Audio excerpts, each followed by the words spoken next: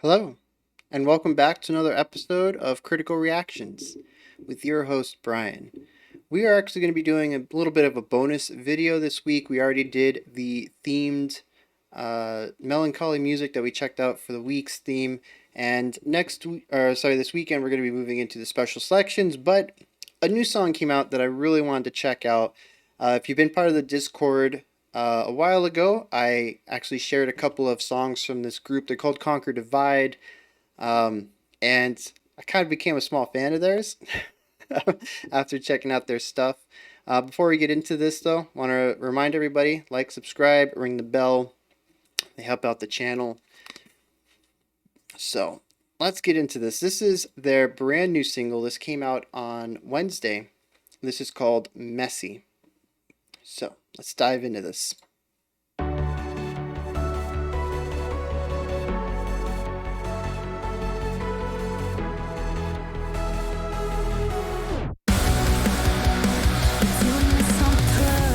Yeah, interesting. I really dig that drum fill coming into this, and it was weird slamming against. So I just leave it all alone. But how did it get this way between us? Maybe that's why I didn't want to believe it. Hiding between the lines until I saw in my own eyes. It feels like we are lost again. So big anthemy drums.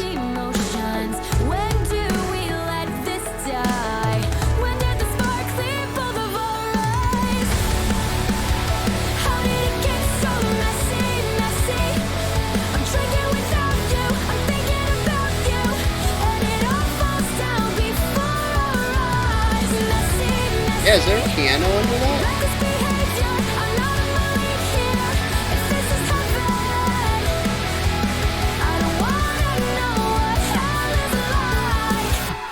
When did it start and where does it end? Did we build castles just to play pretend? Yeah, a little bit of a change up of the verse formula on the musical side, a little bit more drive. Yeah.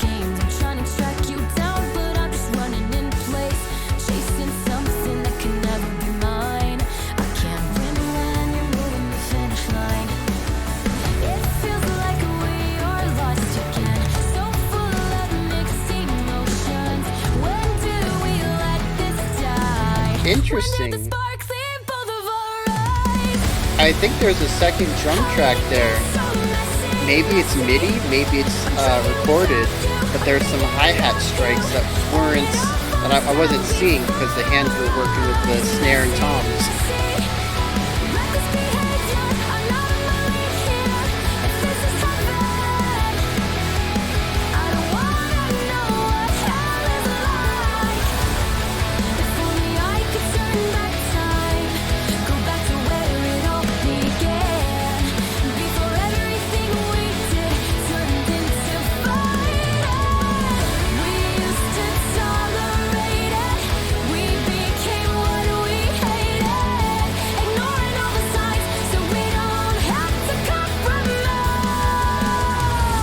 There is some lead work being done in the guitars, but it's buried under the chords, and I'm missing it.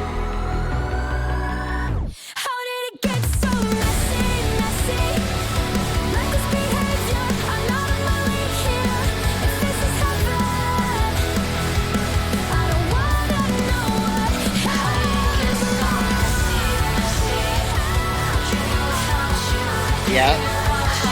So the vocals are very poppy and catchy, and this is a very standard pop idea of having the vocalist sing a vocal line over a repetition of the chorus during the final one. Yeah, so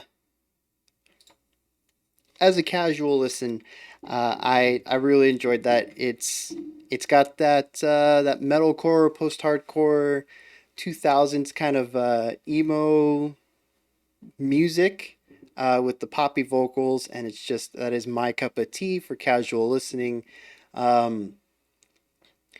But I kind of hate to say it, from a non-critical lens, just casual listening.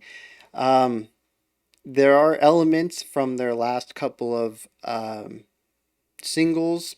They have a song called Chemicals, and then they covered Billie Eilish's Bad Guy. That's just missing here that I really would love to see more of. First of all, they do have a harsh vocalist in their band, and I understand the song probably wouldn't have. No, I can't really say that. I was gonna say it probably wouldn't have added anything to have the harsh vocals, but I think Spirit Box, when we checked them out recently, kind of shows that you can put harsh vocals into a more popular song and it still have it kind of fit. I did have an issue with that song because I felt it was out of place. I don't know. I'm kind of going back and forth on that one. Um, But yeah, so I do kind of miss the secondary vocals. They kind of addressed that a little bit on the final chorus, where we had the sort of digitized vocals underneath the lead vocalist doing some flourishes up top. Um, and I enjoyed that. I would have liked to hear a little bit more of the vocal diversity that I know they can produce. And the other element I mentioned in the bridge, I think, was the guitar. There was a guitar melody line that was going on there. It was flipping back and forth between two notes, and it had this interesting little phaser thing going on, modulating it, but it was buried by the chordal work. And it's just, oh man, I really wish that had been drawn out a little bit more. Um, their guitarist is good, and this song just did not showcase it. Now, I've mentioned before, not every song needs to showcase every aspect of a band, and this song is also going to be presumably one song on the album. So I don't want to judge it too harshly because the rest of the album could fill in some of the elements that I would like to hear more of, and this could be sort of the release not release the relaxing part of the album. Everything else could go real hard, and this could be the ballad, so to speak. um so I don't want to get too much into that, but as a single, there's just some things lacking that I know the band can do very well that just didn't show up in this particular song. However, I do want to point out a few things that I think were done very well. First of all, the pop vocals with the rock um, elements. I think they go very well. I just absolutely love how the two are meshing. I don't want to say anything specifically because I don't know the band, I don't know their inspirations and stuff, but I get a lot of pop inspirations from the vocalists. I don't really get too many rock inspirations. There's a lot of little inflections and the way that the melodic lines are written, the notes themselves, and how they flow. It's very modern popish, and I just think it goes very well with some of those traditional rock concepts that's going on with the rest of the band, with the rest of the music. Particularly, I really like the strength that they get by combining those pop vocals with the really nice drum work. I mentioned at the beginning we had a fill that took us right into the first verse. It was this very interesting juxtaposition because we had one, 2 bars maybe of this, maybe it was 4 bars, maybe it was a single pattern of sort of the hard rock aspect with that really nice drum fill before we pulled all that back and went into almost a straight pop first verse. And it was very interesting to kind of go between the synths to that rock element and then directly, like we didn't even have a chance to get accustomed to that, and then directly into sort of the more atmospheric electronica first verse poppiness of it. So that was an interesting choice to kind of wedge that rock element in there. Um, and I'm kind of torn on it. I think it's a good way. I'm trying to approach this from so many different aspects. Of course, I've talked about from a personal bias, what I enjoy listening in my, free time. Also, I'm trying to look at it from an analytical, critical by viewpoint, but I'm also trying to look at it from their point of view. They only have two other music videos. One was a single, one was a cover. I think there's some older stuff from a while ago, but recently, um, there's only these two things. So as they're wanting to get bigger, these singles are going to be very important. So I'm kind of wondering if maybe they didn't do that to showcase as much as they could in as little bit of time to get people hooked. If they had started with just the synth part into the first verse, they might have been written off by some people just listening to their music for the first time. So to wedge that in there, they can kind of say, hey, check it out. There's going to be some rock stuff in a bit. We do rock stuff, stick around for that, even though we're not doing it now. Sort of a teaser, if you will. And that brings about an aspect of music that we don't actually talk about too often on this channel is reasons to create music or decisions outside of the musical intent. And that's a really interesting thing to think about, especially now with so much music vying for attention. We have social media, we have streaming, there's YouTube, there's just music everywhere.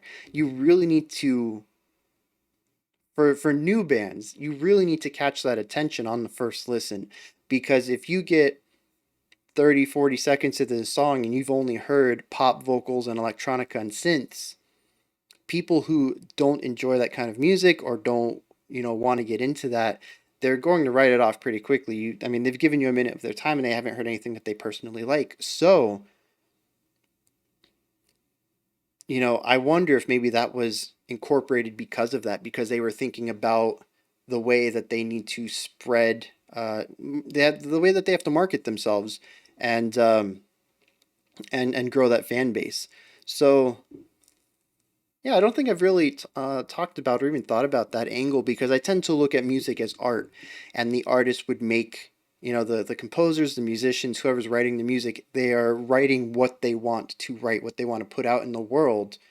But there's also that marketing side of things that can really change that up, especially when you're choosing songs to be singles.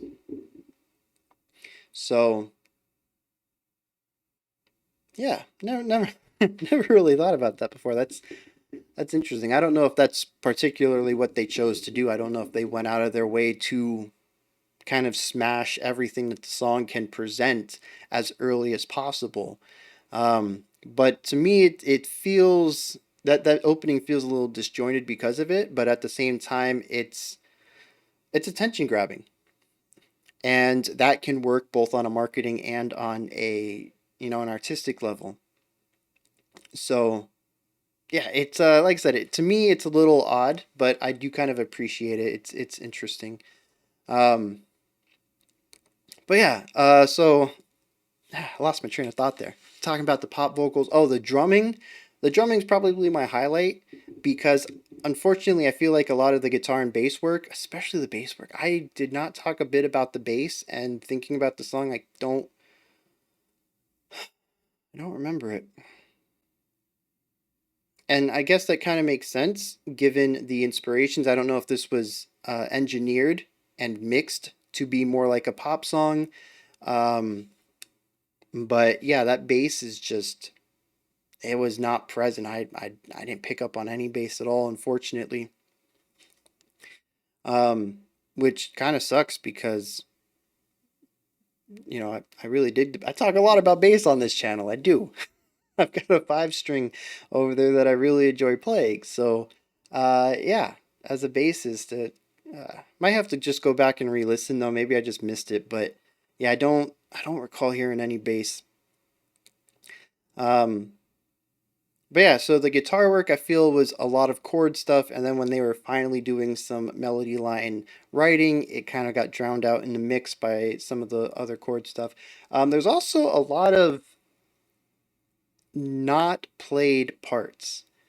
Um, And I've mentioned before, this is just a tool you can use when creating music. It's not a negative or a positive thing. It's more about how you wield the tool, what you do with it. Um, but there's a piano that I don't believe I saw anybody playing. Um, there's a hi-hat section when the drummer was emphasizing snares and uh, toms, unless there's somebody else walking over and hitting them, or they got a third arm. That's a joke, please. um, yeah. Then there is some sort of secondary drum track, um, or maybe a MIDI drum section, and I think there are some synths there in one of the sections as well. Just something to really widen out the sound. And I have to listen to the song again to really see how I feel about those. Like I said, it's a tool. The drum part particularly I really liked. I think drumming is a hard thing to write for because the majority of people write drum parts for to be played, right? You don't normally write a drum kit for, an octopus. Um, we have four limbs that we can play music with.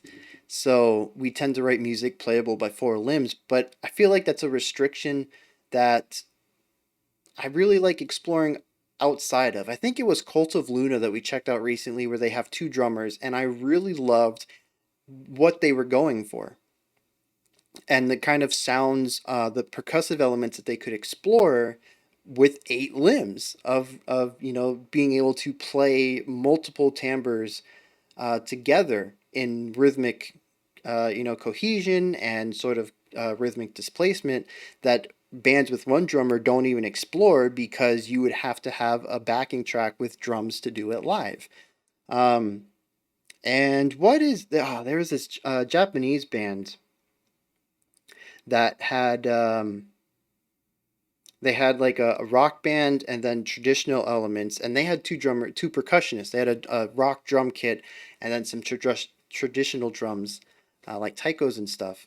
And yeah, I just really love having these wider percussion sections. So I really enjoy having the wider percussion sound here, even if what I picked up on was only those hi-hats. I think it was really cool to have that fast, almost hip hop or trip hop kind of hi-hat work being done against the anthem style snare and tom stuff. So you get these really wide, boom, boom, boom. You get these really wide, long, held out hits from these lower, drum sounds. But then you also have that really nice hi-hat work on top of it. So that was pretty cool. Um, but the rest of the synth work that I mentioned, I'm not sure how I feel about that yet. Like I said, I have to listen to it some more. It works well within the pop sound, but like I said, it clashes a bit with the rock. Just I think because of the way it's mixed, because it tends to drown out some of the more rockier elements. And I would really love to hear this song being more of a merger of rock and pop rather than just being a pop song with with rock instruments. I think that's my big takeaway. I really enjoy the song. I enjoy the way it sounds. I enjoy what's on the paper. I just wish that we had intertwined the two ideas a little better rather than being this or that. So those are my thoughts on Conquer Divide's Messy. Hmm. I think the song is about a messy relationship, but I've talked about a little bit of a messiness with their collab. So that's Conquer Divides Messy. Those are my thoughts. This is where you guys come and know. Hit me up with your thoughts in the comment section if you enjoyed it or not. Anything that didn't, anything that bounced off of you, anything that really stuck with you, maybe something I missed. Let me know. Above that is a description box with some links for stuff adjacent to the channel: Twitter, Discord, Patreon, spreadsheets, because I'm a data nerd. Like, subscribe, ring the bell. I'll be back tomorrow, 5 p.m. Eastern Standard Time, 9 p.m. UTC, with some special selections.